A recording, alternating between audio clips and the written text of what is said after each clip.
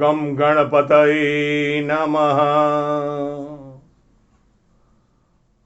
ओम गुम गुरुवे नमः। ओम ऐं ह्रीं श्रीं क्लीं सर्वसतीयै बुद्धजननीयै सकलकलाकोविदं मम बोधय बोधय मम जीवाग्रे देवी त्वं वद वद स्वाहा। ओम व्यां वेदव्यासाय नमः।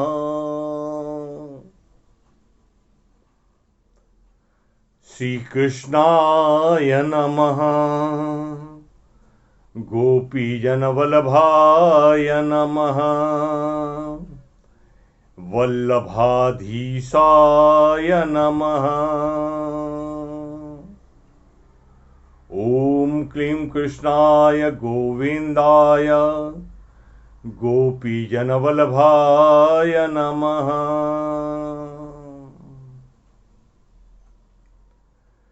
परम ब्रह्म परमेश्वर,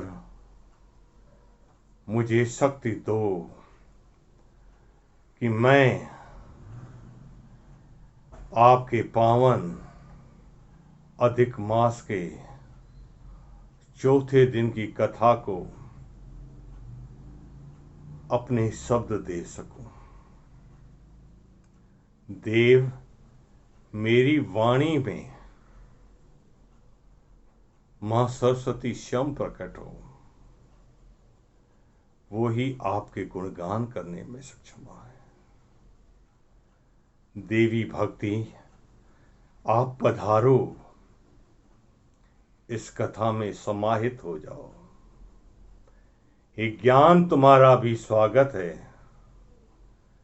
आओ, इस कथा में प्रकट हो जाओ। हे वैराग्य, आपका भी अभिवादन है। आइए भगवान श्री कृष्णचंद्र की इस कथा में समाहित हो जाइए। देवी भक्ति मन को आनंद से भर दे, क्योंकि कृष्ण कन्हैया के द्वार पर चलना है माते, साथ तो तुझे ही ले चलना पड़ेगा। तेरे सिवाय कौन वहां तक पहुंच सकता है। हे भक्ति, तू जिसका हाथ पकड़ लेती है, वो ही तो कान्हा के द्वार पर पहुंच पाता है, उसकी कथा के द्वार पर पहुंच पाता है। भगवान श्री कृष्ण, कृपा कर देना प्रभु, दया करना भगवान। आज मैं चौथे दिन की कथा को वर्णन करने जा रहा हूं। प्यारे भक्तों, कहते हैं महाराज युधिष्ठिर ने, पांचों पांडवों ने भगवान श्री कृष्ण के चरण पकड़ लिए। भगवान, हमारा इन दुखों से कैसे निदान होगा, आप कोई रास्ता निकालिए प्रभु। तब भगवान श्री कृष्ण क्या बोले, अरे पांडवों, तुम्हारे भाग्य से जल्दी ही पुरुषोत्तम मास आने वाला है। इस मास में मेरा यजन करने से सारे मनोरथ सिद्ध हो जाते हैं। महाराज युधिष्ठिर बोले, प्रभु थोड़ा विस्तार से बताइए। तब यदुनंदन भगवान श्री कृष्ण बोले, मैं तो तुम्हें वो ही कथा बताऊंगा जो ब्रह्मा के पुत्र नारद को बद्रिकाश्रम के पावन और स्थान पर, पवित्र तीर्थ पर स्वयं भगवान नारायण ने बताई थी। नारद जी हाथ जोड़ के खड़े हुए हैं। भक्तों देखो, पूछने वाला भी भगवान तो बताने वाला भी भगवान है। पूछ रहे हैं नारद और बता रहे हैं भगवान नारायण। अब देखिए, नारद हैं मन के अवतार और नारायण है परमात्म तत्व। समझ लो भक्तों, मन पूछ रहा है और आत्मा बता रही है। इस कथा के अंदर का सार। नारद जी पूछ रहे हैं, भगवान पुरुषोत्तम मास का क्या हुआ? मल मास बेचारे का क्या हुआ, बताइए तो सही। भगवान कहते हैं, मल मास रोता पीटता बैकुंठ में भगवान विष्णु के शरण में जा पहुंचा और कहने लगा, देव देव, आप सर्वत्र व्याप्त हैं, आप सर्वरूप हैं, आप सर्वेश्वर हैं, आप सर्वानंद रूप हैं, आप सर्वनाम रूप हैं। हे देव, मेरी पुकार तो सुन लो। मुझे पूरा विश्वास है, मुझे मालूम है, कंस के दुखों से दुखी होकर के द्रौपद देवकी ने जब तुम्हें पुकारा,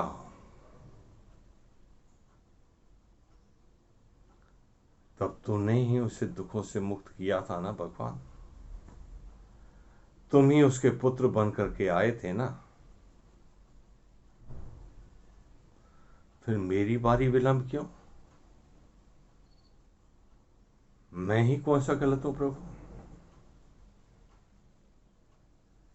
हे कृपा निधान, कौरवों की सभा में जब द्रौपदी ने पुकारा, तब आप ही प्रकट हो गए थे ना प्रभु। और क्या किया आपने?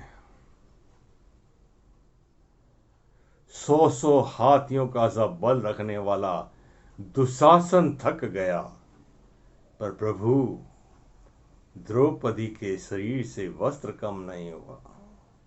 ऐसे लाज बचाई ना आपने उसकी। मेरी लाज कौन बचाएगा?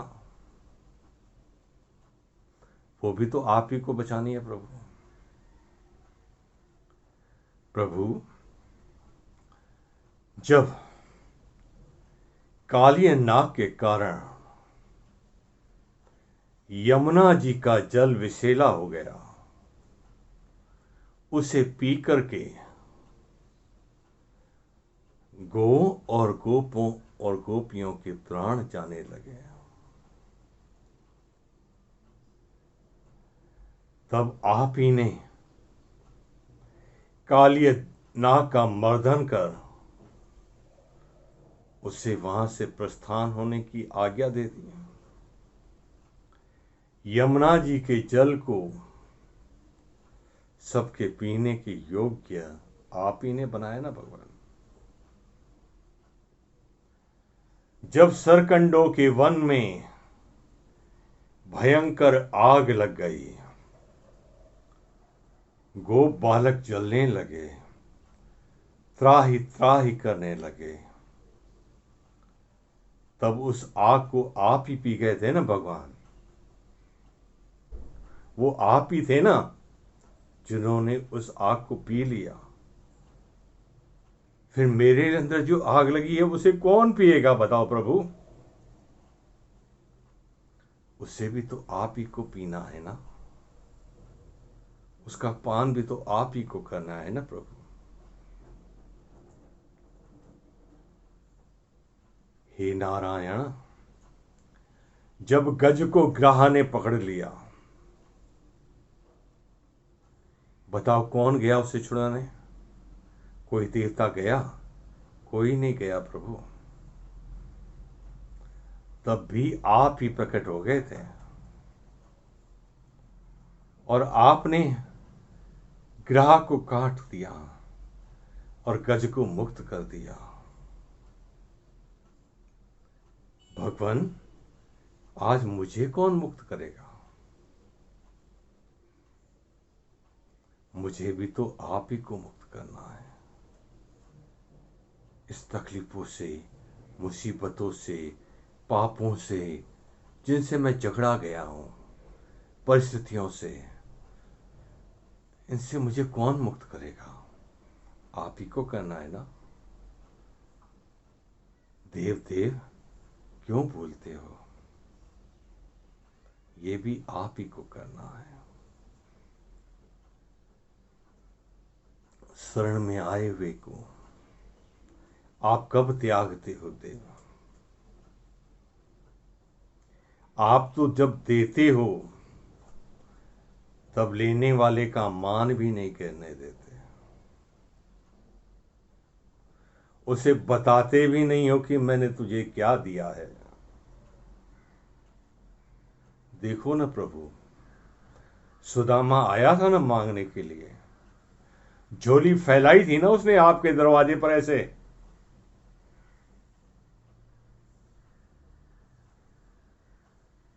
जानते थे ना वो झोली फैला के आया है, पर उसको फैलाने दी क्या? उसका मान घटने दिया क्या आपने? उल्टा उसके पास जो चावल थे वो भी खा गए। पटरानियों को भी दिखाया, द्वारिका वासियों को भी दिखाया, मेरा मित्र खाली हाथ आया था, खाली हाथ गया है। वो मुझसे कुछ नहीं लेके गया।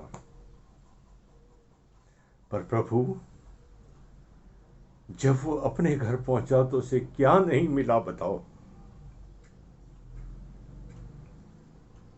ऐसे देने वाला आपके सिवा कौन है, जो देख करके भी नहीं जताता कि मैंने तुझे दिया है। अब देरी क्यों कर रहे हो जगन्नाथ? मुझे इस मुसीबत से बाहर निकालो। अधिक मास बोलने लगा, मल मास बोलने लगा, हे विष्णु, नहीं तो मैं आपके सामने ही मृत्यु को स्वीकार करूंगा। ऐसे जीवन से क्या लाभ प्रभु, जिसकी सर्वत्र निंदा होती हो, जिसे कोई अपने साथ बैठने नहीं देता हो, जिसके अंदर कोई शुभ कार्य ही ना हो, वैसा मैं ना क्या काम का। तो भगवान बोले, विष्णु भगवान ने कहा, सुन मलमास, तू बैकुंठ में आ चुका है। यहां किसी का मृत्यु नहीं होती और यहां किसी को कोई दुख नहीं व्याप्त होता। अरे मेरी शरण में आने के बाद तो क्यों दुखी हो रहा है? और गरुड़ जी से कहा, यह विलाप कर रहा है, इसे अपने पंखों की छां से हवा कर। गरुड़ जी सब समझ गए, वेद मंत्रों से उसके ऊपर हवा करने लगे।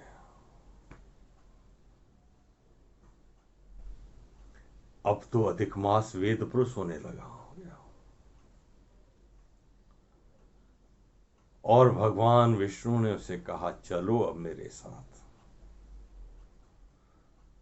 तूने जिस मेरे रूप की तारीफ की थी, जिस रूप को पुकारा था, अब चलो वो ही तुम्हारा शरणदाता होगा। तुम मेरे साथ गौलोक धाम चलो, वहीं तुम्हारा मनोरथ पूर्ण होगा। तुम क्या चाहते हो कि तुम्हारा कोई स्वामी नहीं, अब तुम्हें स्वामी मिले? तो चलो गोलोक धाम, वहां तुम्हें तुम्हारा स्वामी भी मिलेगा और वो तुझे अपना नाम भी देगा। हे अधिक मास, वो ही तेरी महिमा बढ़ाएगा। वो चाहे जिसकी महिमा बढ़ा सकता है। चल उसी की शरण में चल। ऐसा कहकर के भगवान विष्णु मल मास को साथ लेकर के गोलोक धाम की ओर चले। चौथे दिन की कथा का यहीं विश्राम होता है। आज हम भी उसी परम ब्रह्म परमात्मा से प्रार्थना करते हैं कि भगवान हमारे भी स्वामी आप ही बन जाइए। आज से हम भी आप ही के नाम से पहचाने जाएं। और प्रभु इस अंतःकरण में प्रकट हो जाइए। अच्छे बुरे जैसे भी कर्म मैंने इकट्ठे किए हैं, वो सब आपको समर्पित कर दिए थे। इसे स्वीकार लीजिए। मन के सारे भाव आज आपको समर्पित कर दिए। इसे स्वीकार लो न भगवान। मैंने दे दिए देव। मेरी सारी खुशियां, सारे दुख, सारी चिंताएं आपको समर्पित कर देते हो। इसे स्वीकार लीजिए भगवान। मेरी बुद्धि को अपनी प्रेयसी बना लीजिए भगवान। मेरे मन मंदिर पे अपना राज तिलक करवा लीजिए भगवान। मेरे अहंकार को ओंकार में मिला लीजिए प्रभु। और मेरी आत्मा में आप ही प्रकाशित हो लीजिए प्रभु। हे परमानंद परम ब्रह्म, हे पुरुषोत्तम, मेरा निवेदन स्वीकार कर लीजिए। मैंने यही झोली फैलाई है, इसे पूरा कर दीजिए। ओम विष्णुवे नमः। मित्रों, आज की कथा यहीं समाप्त होती है। कल फिर 5वें दिन की कथा के साथ आपसे मिलेंगे। तब तक के लिए मुझे आज्ञा दीजिए। नमस्कार।